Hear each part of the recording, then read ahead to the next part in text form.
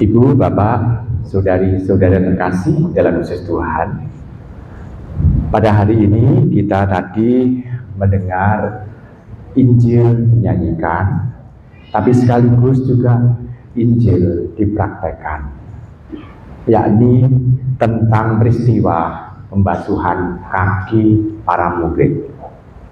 Dan kita tahu tidak semua murid itu adalah orang suci. Tapi Yesus, dia yang adalah Sang Firman, mau untuk membasuh kaki para murid. Sekarang kita bisa mencoba untuk merefleksikan, apa sih sebetulnya yang mau untuk dibatalkan Tuhan kepada kita? Ada banyak pesan sebetulnya. Pesan yang pertama, kita lihat, memberikan diri kepada orang lain adalah hal mutlak yang harus kita lakukan kepada semuanya. Dan oleh siapapun juga, kita harus berani untuk memberikan yang terbaik.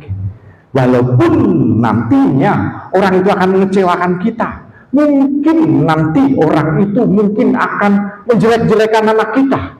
Mungkin orang itu akan memviralkan hal-hal yang buruk tentang diri kita. Tetapi sebagai murid Tuhan, kita mendapatkan tugas, yakni tetap membagikan kasih. Ini catatan pertama.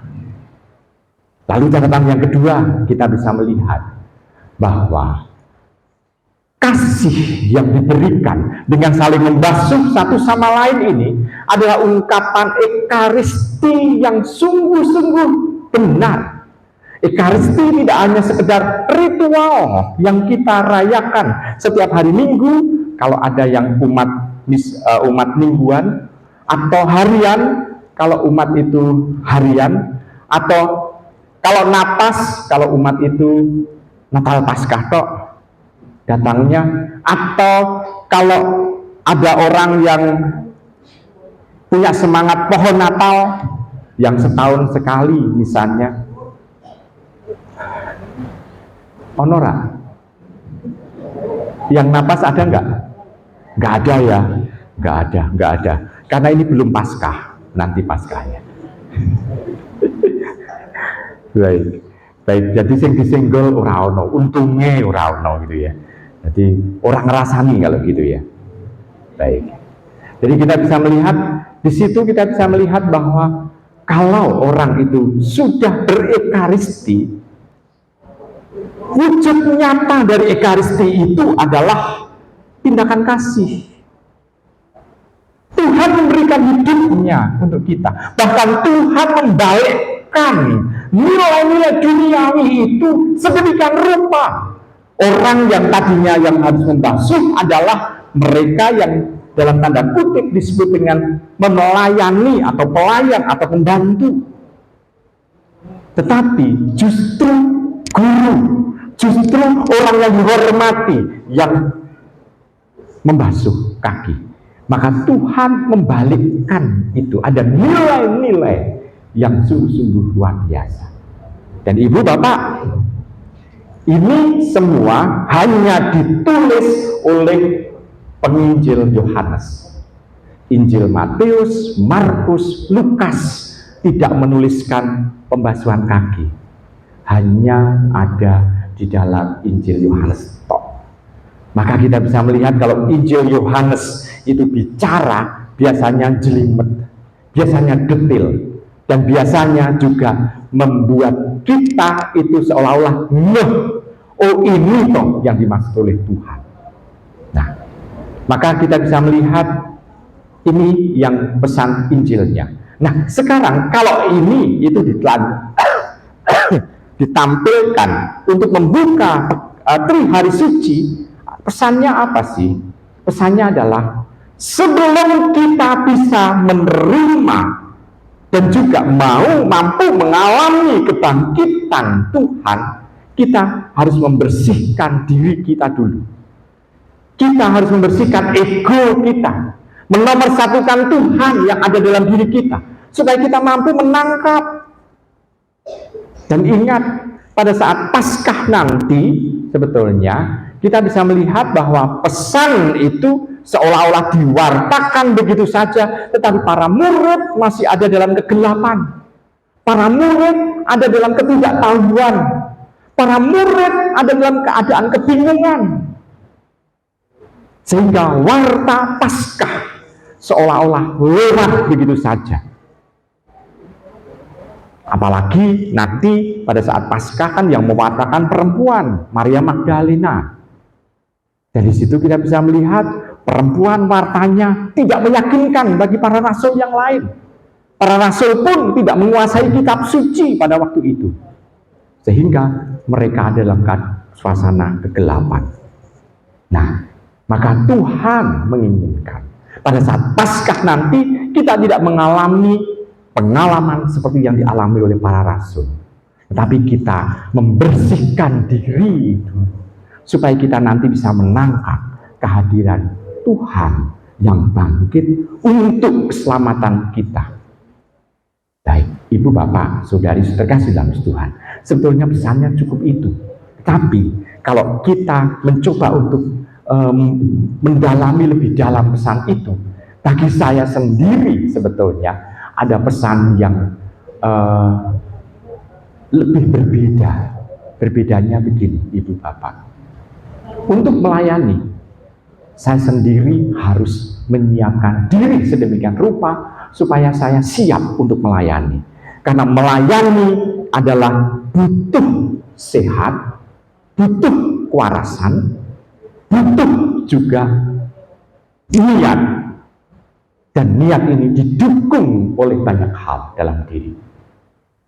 Sehingga jangan sampai peristiwa yang Rabu lalu membuat Bu Sugorini itu bagi Kumini sambil nangis. Kenapa? Karena melihat saya terbaring di belakang altar. Maka saya perintahkan, Bu, bagi Kumuni karo nangis tubuh Kristus. Aku gawe dosa, Bu. Jenengan ya. Jaluk ngapura nggih. Nah, ternyata untuk bisa mewartakan, untuk melayani kita perlu kesiapsiagaan. Maka Ibu, Bapak, tidak hanya sembarang, oh saya siap melayani, tapi kita siap enggak fisik dan juga pikiran kita untuk melayani. Kita perlu bertanya dengan diri kita sendiri. Kalau ya, maka mari kita melayani dengan baik. Kalau belum, maka sembuhkanlah diri kita sendiri terlebih dahulu. Supaya kita mampu melayani dan memuaskan orang yang dilayani. Ini refleksi bagi saya sebetulnya. Jadi untuk membasuh kaki yang lain, untuk saling melayani satu sama lain, kita perlu stamina.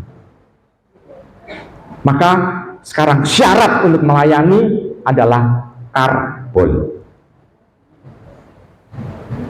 Karep bisa lan oleh. Jadi modalnya adalah karbol. Karep ada niat untuk melayani, bisa karena kita memang mampu untuk itu, dan oleh karena diizinkan kenapa? Fisik kita kuat dan lingkungan juga mendukung.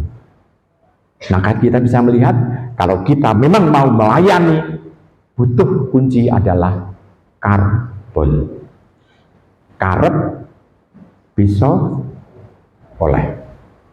Nah, sing cilik-cilik dong ngerti ya bahasa Jawa ya. Latihan bahasa Jawa ya. Eling.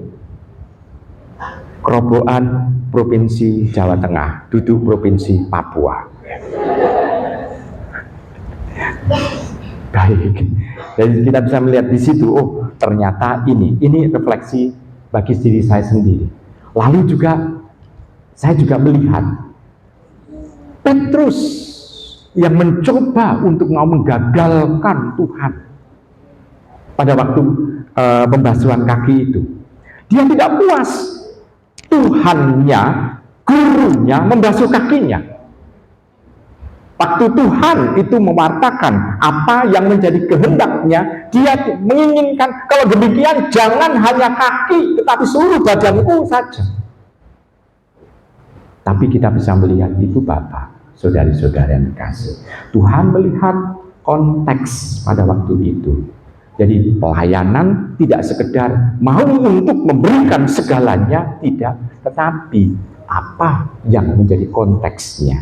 Konteksnya adalah kebutuhan pada waktu itu apa. Jadi kita tidak memberikan sesuatu yang tidak dibutuhkan orang pada zaman itu. Nah, Petrus akhirnya Tuhan dalam memberikan pasti apa yang dibutuhkan pada saat itu. Semua sebelum perjamuan yang paling kotor adalah kaki. Orang-orang Yahudi pada zaman dulu itu selalu kalau pakai celana panjang adalah cingkrang. Rok pun juga, jubah pun juga agak cingkrang naik ke atas. Jadi saya kira saudara-saudara kita yang pakai celana cingkrang itu meniru orang-orang Yahudi ortodok yang pakai cingkrang. Kenapa pakai cingkrang? Karena di sana kotor, karena tai unta, tai kuda itu banyak, sehingga pakai cingkrang. Sehingga kalau nyuci kaki tidak perlu untuk menaikkan celana, dan yang kotor adalah kaki. Dan Tuhan membersihkan itu. Nah, konteksnya di situ kita bisa melihat. Maka tangan, wajah, badan enggak